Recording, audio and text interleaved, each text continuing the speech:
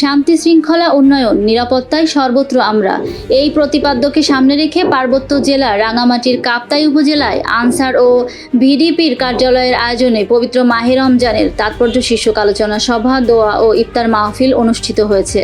বাংলাদেশ আনসার ও গ্রাম প্রতিরক্ষা বাহিনীর বিভিন্ন ইউনিটে সারা বাংলাদেশের বিভিন্ন জোন, ব্যাটালিয়ন, জেলা কার্যালয়, উপজেলা কার্যালয় এবং সকল সাধারণ আনসার গার্ডে ইফতার মাহফিলের আয়োজন করা হয়।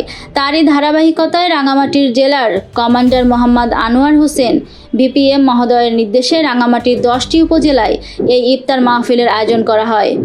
রবিবার 23শে মার্চ বিকেলে কাপ্তাই উপজেলা কার্যালয়ে এই ইফতার মাহফিল আয়োজন করা হয়।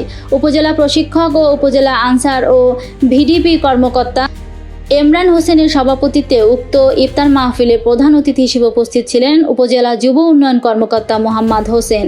এ সময় তিনি বলেন, পবিত্র রমজান মাস মানে কোরআন নাজিলের মাস, যা মানবজাতির জন্য হেদায়েতের একটা বিশেষ সময়।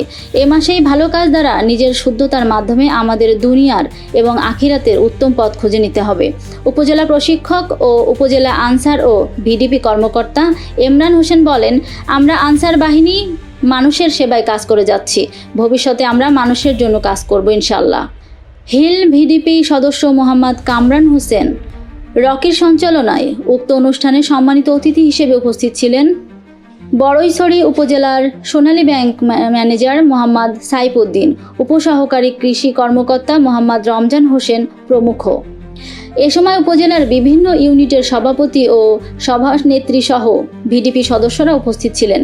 এ সময় বক্তারা পবিত্র মাহে রমজানের গুরুত্ব তাৎপর্য সম্পর্কে বিস্তারিত আলোচনা করেন।